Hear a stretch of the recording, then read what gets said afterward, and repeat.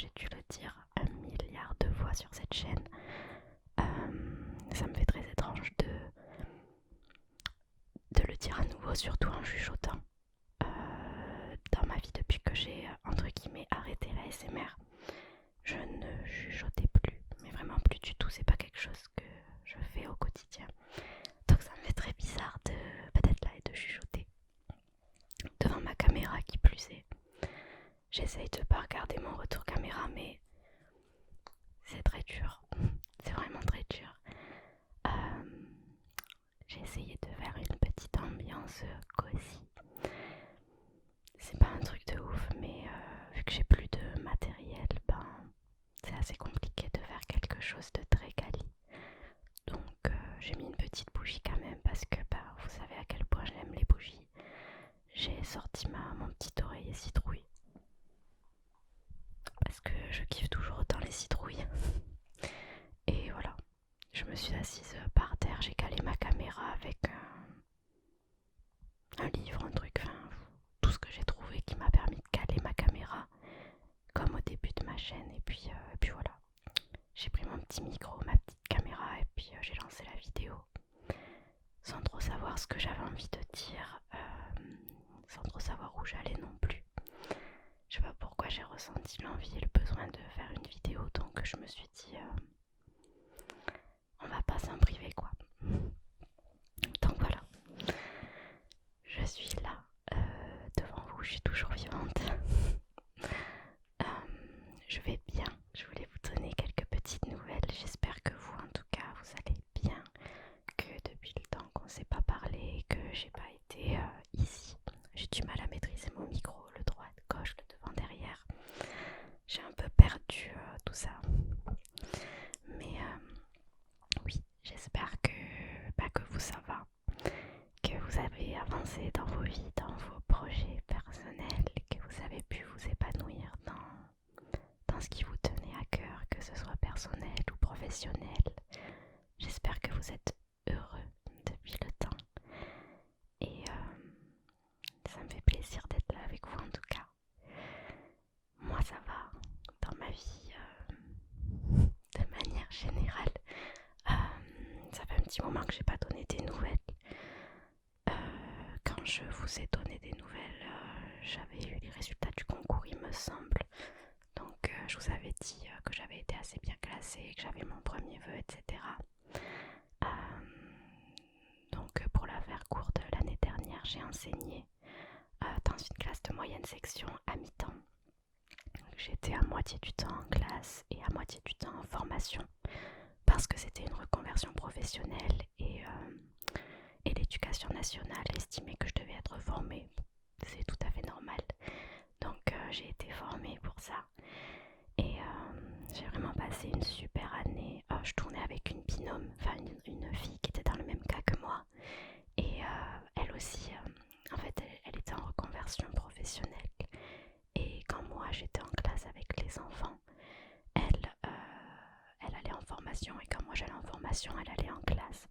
Et on avait des temps de tuilage, de partage en commun pour faire le lien et gérer au mieux les apprentissages des enfants. Donc j'ai passé une année formidable dans une école incroyable avec des enfants à qui je me suis vraiment beaucoup attachée. Je les ai vus évoluer, je les ai vus grandir et surtout j'ai pu leur apprendre des choses et j'ai pu voir directement ce que je leur apprenais et leur réussite. Et ça m'a vraiment fait grandir personnellement, cette expérience de pouvoir aider les enfants à avancer, à grandir, à apprendre et à devenir, je vais dire, des petits adultes. Pas du tout parce qu'ils avaient que 3 ans, 4 ans, mais ouais, vraiment à évoluer.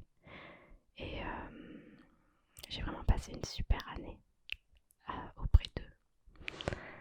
Et cette année, en fait, j'ai été titularisée à la fin de l'année. J'ai eu énormément de visites de l'éducation nationale par des maîtres formateurs, des tuteurs, etc. qui venaient en classe, qui regardaient comment j'enseignais, qui me donnaient des conseils pour moi-même évoluer. Et parce que c'est ça, c'est ce qui me fait bizarre, c'est de me dire que j'ai aidé les enfants à grandir, mais eux aussi m'ont aidé à grandir. On a tous grandi ensemble l'année dernière et je trouve ça très beau. Donc du coup j'ai été beaucoup visitée, j'ai eu au moins 10 visites de l'éducation nationale, donc j'ai passé une année très stressante, j'avais très peu de temps finalement. Je passais mon temps à préparer des cours, à préparer les visites, etc. Mais j'ai été titularisée à la fin de l'année parce que tout s'est bien passé. J'ai bien appliqué les conseils qu'on m'a donnés et j'ai réussi. Donc j'ai eu mon titre de professeur des écoles. Et après j'ai été affectée. Donc c'était pendant l'été ou un peu avant l'été. J'ai été affectée au titre de titulaire remplaçante parce qu'en début de carrière c'est très difficile d'avoir une classe fixe. Donc souvent les enseignants qui débutent et qui n'ont pas d'ancienneté, etc., sont remplaçants. Donc c'est ce qui m'est arrivé étant donné que c'est un système de points qui fonctionne avec l'ancienneté. Si on est marié, si on a des enfants, etc. Moi j'ai rien de tout ça. Donc j'ai été affectée au titre de remplaçante. Et en fait ce qui s'est passé c'est qu'il manque tellement d'enseignants dans l'éducation nationale qu'il y avait des classes qui se retrouvaient sans enseignants. Donc au final à la rentrée, je crois que c'était 2 jours avant la rentrée, enfin vraiment le rush complet, j'ai été affectée à une classe. On m'a dit que jusqu'à la fin de l'année, j'avais cette classe-là et que c'était ma classe pour l'année. Donc j'étais très contente. On m'a affecté donc une classe de petite section. J'avais 24 enfants de petite section. C'est énorme, surtout à cet âge-là, 2 ans et demi, 3 ans. J'ai fait une rentrée très chaotique. D'autant plus que ça m'a stressée parce que moi, pendant tout l'été, j'avais préparé des cours de remplaçante. J'avais préparé des activités pour toutes les périodes, tous les niveaux. Ça m'avait vraiment demandé un travail colossal, mine de rien, parce que j'ai dû préparer des cours pour de la petite section jusqu'au CM2. Donc vraiment beaucoup de travail pour au final avoir une classe qui n'était pas celle que j'avais prévu d'avoir et pour laquelle j'avais pas préparé de choses. En maternelle, on utilise beaucoup d'affichage, etc. Et moi, j'avais pas préparé tout ça, j'avais pas ma liste d'élèves. Enfin, c'était très difficile d'anticiper la rentrée. Mais bon, je me suis pas mis trop de pression, je l'ai pris comme ça venait et j'ai fait au mieux, tout simplement. Donc je me suis retrouvée à même ma petite classe castor, parce que c'était une école où chaque classe de maternelle avait un animal. Moi, j'étais les castors. Donc je me suis retrouvée à ma petite classe castor et voilà quoi. J'ai été assez mise à rude épreuve dès la rentrée parce que c'est très dur une rentrée de petite section, d'autant plus quand on en a 24. C'est beaucoup de pleurs, beaucoup de hurlements, des parents qui ont peur, qui sont angoissés. Il faut rassurer tout le monde, les enfants, les parents. C'est aussi des enfants qui essaient de s'échapper. Les enfants de petite section essaient de s'enfuir de l'école, ils n'ont absolument pas envie d'être là. Donc je passais mon temps à courir après les enfants, à les rattraper, les compter. J'avais prévu plein d'activités que j'ai pas pu faire dès le début. J'étais assez frustrée de ne pas pouvoir enseigner ce que j'avais prévu d'enseigner. Mais en fait à cet âge-là, il faut être patient avec les enfants parce que chaque enfant évolue à son rythme et puis les premières semaines de petite section, c'est surtout, il faut rassurer les enfants. On leur apprend à être élève plus qu'à compter, à écrire, etc. Enfin, à lire surtout, on n'écrit pas en petite section, mais à lire, qu'est-ce que je raconte? Le nom des lettres, etc. Enfin, il y a plein de choses, les apprentissages commencent plus tard en petite section, on est surtout sur du savoir se comporter en classe, vivre avec les autres, rentrer dans l'échange parce qu'il y a des enfants qui ne parlent pas du tout à cet âge-là. Puis les rassurer. Les enfants de petite section ont besoin de sécurité émotionnelle et c'est tout ça que je devais leur apporter avant d'aborder les apprentissages. Et c'est vrai que moi j'avais jamais eu de petite section. L'année passée j'avais eu des moyens et en fait les petits c'est totalement différent par rapport aux moyens, ça n'a rien à voir. Moi je me basais sur mes moyens alors qu'en fait il y a un monde entre les deux. Et les moyens ils arrivent mais ils ont déjà été petite section pendant 1 an avant ça. Donc ouais, ça a été difficile pour moi, ça a été difficile pour eux. Mon ATSEM fatigué. On s'est tous accrochés et même moi j'ai été beaucoup malade. L'année d'avant aussi j'ai été malade toute l'année parce que les premières années d'enseignement, d'autant plus à la maternelle, ça forme le système immunitaire. J'ai été beaucoup fatiguée, j'ai attrapé de tout, la grippe, le Covid, la gastro. J'ai eu une otite avec un tympan perforé. J'ai été malade toute l'année vraiment. Et là, la première période de septembre à octobre, j'ai été aussi malade plusieurs fois. Donc beaucoup de choses qui se sont cumulées, qui ont fait que ça a été assez sportif. La première période de l'administratif à gérer, j'ai eu quelques petits problèmes avec les parents à gérer aussi. Donc beaucoup de stress, beaucoup de remise en question. Et je me suis beaucoup questionnée aussi sur mon envie de faire ce métier de manière générale. J'ai pas forcément envie de rentrer dans le détail de ma pensée, dans tous les retranchements que j'ai pu avoir, dans toutes les remises en question, etc. Mais après cette première période, j'ai pris la décision d'arrêter. Ça a été très dur pour moi, mais c'est pas forcément que le niveau des petites sections, c'est un tout de manière générale. Parce que c'est l'éducation nationale de manière globale, c'est le manque de moyens, le manque d'enseignants, le manque de personnel pour aider les enfants en situation de handicap, donc les AESH. C'est l'inclusion aussi qui est difficile parce qu'on ne nous donne pas les moyens de le faire correctement. C'est beaucoup de frustration, beaucoup de poids sur les épaules des enseignants qui font que je n'ai pas souhaité continuer dans cette direction-là.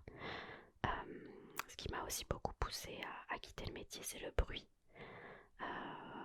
Vous me connaissez, vous savez à quel point j'ai besoin de calme, je suis quelqu'un qui a besoin de sa petite bulle, de son petit cocon. Et en étant enseignant, c'est vrai que le bruit est constant. C'est du matin jusqu'au soir, même le midi quand on est en pause, c'est un bruit, un brouhaha constant. Et c'est un bruit qui est épuisant nerveusement en fait. J'arrivais le soir chez moi, j'étais lessivée, j'avais plus la force de rien. Des cernes jusque là, je pense que je les ai encore, même si là j'ai eu 2 semaines de vacances pour me poser un petit peu. J'ai perdu pas mal de poids aussi parce que j'étais très fatiguée. Et je sais que ma famille a été très inquiète pour moi ces derniers temps. Mais voilà, c'est une fatigue physique que je porte sur moi qui fait que je pense à moi et je me dis que c'est peut-être pas le métier qui me convient le mieux. Je vérifie que ça enregistre toujours. Je crois que c'est bon. Je crois que c'est bon. Je suis désolée pour cette petite vérification, mais vu que je maîtrise plus mon matériel, j'ai pas envie de me retrouver à la fin de la vidéo et de me dire ça n'a pas enregistré. Donc voilà. Mais oui, beaucoup de fatigue physique liée au bruit. Je fais de l'ASMR, donc c'est quand même que j'aime ce cocon de calme et tout ce qui est la sérénité et le calme tout simplement. Je pense que si on n'a pas été enseignant, on ne peut pas trop imaginer à quel point le volume sonore est élevé dans les écoles et à quel point un volume sonore élevé, répété, ça peut fatiguer. Il y a aussi le fait de devoir courir partout, c'est très speed et franchement, avant d'avoir enseigné, j'imaginais pas ce quotidien dans l'école, j'imaginais pas que c'était aussi speed, on court partout, on doit penser à 10 000 choses à la fois. J'imaginais pas la charge de travail aussi. J'entends beaucoup de personnes dire que les enseignants sont toujours en vacances, etc. C'est vrai qu'on a des vacances, vraiment. Il y en a un certain nombre et on en a beaucoup plus que la moyenne des gens, c'est clair et net. Mais on a des vacances aussi parce qu'on en a besoin. Quand les vacances elles arrivent, je vous jure qu'on est lessivé, on en a besoin pour recharger nos batteries. Mais bon, alors je sais pas si c'est parce que moi je suis en début de carrière ou pas, mais pendant mes vacances, je bossais à chaque fois. Je bossais beaucoup. Sur mes 2 semaines de vacances, c'était plus d'une semaine de travail. La semaine après, quand je reprenais le travail, tous les soirs, c'est bosser à la maison, c'est bosser les week-ends. Et je me rends compte que j'ai pas envie d'avoir un métier ou quand je rentre le week-end, ou quand je rentre le soir, je suis obligée de travailler. J'ai envie d'avoir un métier où je peux déconnecter, où je ramène pas du travail chez moi, où je passe pas mon temps à préparer mes cours, à bosser sur mon temps libre en fait. Donc voilà, tout simplement c'est un choix personnel. Après, y a plein d'enseignants, il y a plein de gens qui le font, mais moi je fais le choix de changer de voie et d'arrêter. Mais je pourrais jamais vous dire assez à quel point les enseignants sont des personnes courageuses parce que c'est pas un métier facile, vraiment.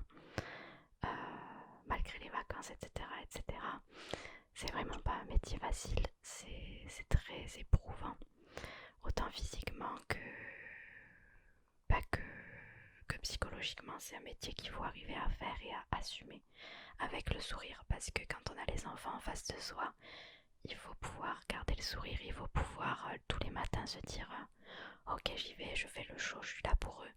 Et faut être là, faut être un soutien émotionnel pour les enfants. Faut vraiment pouvoir le faire, même quand ça va pas, se lever, y aller avec le sourire. Et on n'a pas le droit de montrer qu'on est fatigué, on n'a pas le droit de montrer que ça va pas, il faut qu'on soit là pour eux. Et c'est un métier pas facile, voilà. Donc j'imagine que vous vous demandez, du coup Mathilde, tu vas faire quoi? Je retourne dans l'ingénierie tout simplement.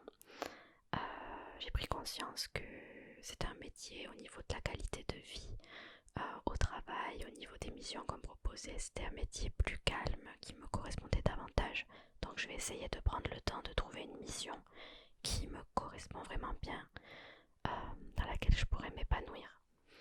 Et quitte à après partir dans du management, du changement, de l'accompagnement au changement ou alors de la formation en entreprise, étant donné que j'ai été dans la formation du coup et dans l'enseignement. J'espère pouvoir trouver à terme des possibilités ou des voies dans ce domaine-là en entreprise. Parce que je suis quand même ingénieur, j'ai un diplôme aussi en management, donc j'ai quand même un bac+6 qui me permet de faire des choses. Donc voilà, je prends pas cette expérience-là comme un échec parce qu'au final, ça m'a permis d'aller au bout de mon envie d'enseigner. Je suis quelqu'un qui suis très curieuse, je sais pas si ça se dit ça, mais je suis très curieuse, j'avais besoin d'aller jusqu'au bout, j'avais besoin de voir, j'avais besoin de tester pour ne pas avoir de regrets. Je pense que toute ma vie, je me serais demandé et si je l'avais fait, et si j'avais enseigné, si ça m'avait plu. Là, c'est pas quelque chose qui me correspond, mais au moins, j'ai testé, je suis allée jusqu'au bout de ma pensée. Et c'est aussi comme ça que je suis, je me donne les moyens, je fais les choses, et si ça me plaît pas, tant pis, mais au moins j'ai testé. Et puis ça m'a fait grandir, j'ai appris des choses sur moi-même également. Donc je regrette pas cette expérience-là, je la prends pas comme un échec non plus. Je pense que j'avais besoin d'aller jusqu'au bout pour savoir tout simplement. Et je pense que pour moi-même, je me suis aussi prouvé que j'étais capable de le faire. Je l'ai voulu, je l'ai fait. Et c'est aussi une réussite personnelle. Donc là, je repars un peu dans mon métier d'avant. Mais j'y vais avec le sourire et j'y vais aussi parce que j'en ai envie. Là, il me reste encore une période entière à tenir à l'école. C'est très dur parce que j'ai plus envie d'être là. Mais il me fallait aller jusqu'à fin décembre pour pouvoir me laisser le temps de trouver autre chose, de trouver une entreprise dans laquelle je pourrais travailler, etc. Parce que tout simplement, j'ai pas les moyens de démissionner de l'éducation nationale et d'avoir une période de vide. Qu'il fallait que j'enchaîne les deux. Mais voilà. Que dire de plus? Donc ouais, je recommencerai en janvier à travailler en entreprise. C'est prévu comme ça. Mais là, je dois terminer jusqu'en décembre à l'école. Surtout qu'il y a 2 jours, juste avant la rentrée, on m'a appris qu'on me retirait ma classe des castors. Moi, je pensais être avec eux, avec mes petits, jusqu'à la fin de l'année civile, donc jusqu'à ce que je parte en décembre. Mais en fait, ils ont trouvé quelqu'un pour me remplacer, une contractuelle. Donc, ils mettent une contractuelle sur la classe et moi, pendant 1 mois et demi, là, jusqu'à la fin, je vais faire des remplacements. C'est ce qui était prévu initialement. Avant qu'on me donne une classe, je devais petit coup de me dire que je serai plus avec mes petits loups jusqu'à la fin de l'année.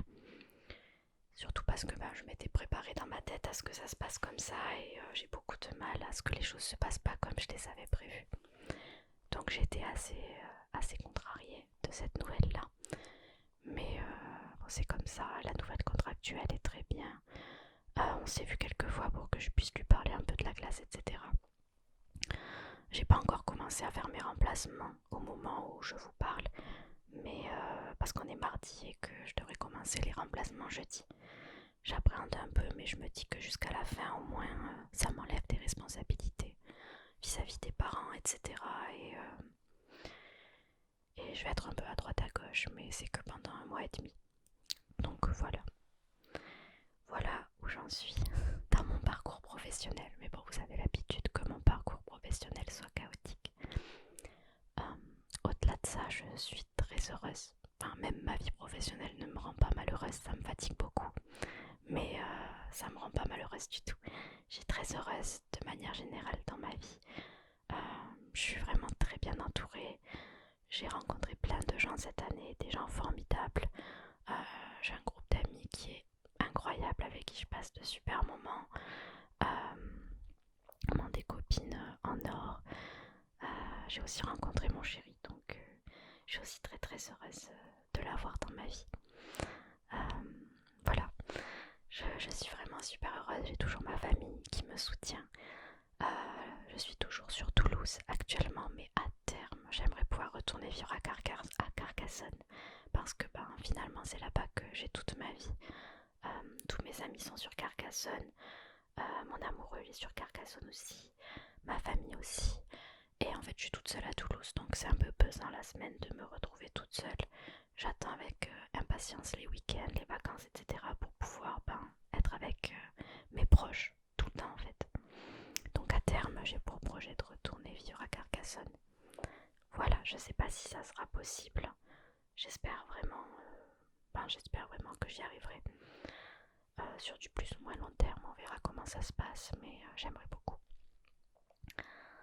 Voilà, Seiko va bien. Seiko va très bien. Que dire de plus?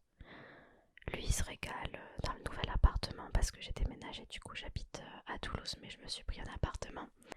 Et il se régale parce que je suis en rez-de-chaussée. J'avais pris exprès avec un petit jardin, etc. pour qu'il puisse sortir. Et il est très heureux aussi. On est tous les deux et on se régale dans notre petite vie. On dirait un petit couple de vieux. Mathilde et son chat. Mais ouais, on est très heureux tous les deux. Voilà, voilà. J'ai un petit trou parce que j'ai beaucoup parlé, j'ai dit beaucoup de choses et je sais plus trop quoi dire. En ce moment, je ressens aussi le besoin de faire des vidéos, je sais pas pourquoi. J'en ai envie, mais j'en ai pas envie tout le temps. Il y a des moments où j'en ai envie et d'autres moments où j'en ai pas envie. Donc je me suis dit que j'allais pas me mettre de pression, que si j'avais envie de tourner une vidéo, je la tournerais, et que si j'en avais pas envie, je la tournerais pas. Donc c'est pas impossible que vous voyez des petites vidéos de temps en temps, de tout de rien. Soit du blabla, soit du chant, soit de la SMR parce que j'en ai envie aussi. Mais voilà, sachez que j'ai presque plus de matériel et je fais un peu avec ce que j'ai sous la main, mais je fais pas ça pour que ce soit hyper quali, je fais juste ça parce que j'ai envie de le faire. Donc c'est pas impossible que je sois là de temps en temps. Je pense même que ça va arriver. Mais ça dépendra du temps que j'ai, de si je suis fatiguée ou pas, de si j'en ai envie ou pas. Donc voilà, ça dépend de mon mood avant tout. Je suis vraiment dans un état d'esprit où je me mets pas de pression. Si j'ai envie de le faire, je le fais. J'ai pas envie de me mettre des barrières à me dire non, t'as arrêté de faire des vidéos donc arrête alors que j'ai envie de le faire. Mais j'ai pas envie de me dire ça y est, t'as reposté des vidéos donc il faut que tu le fasses.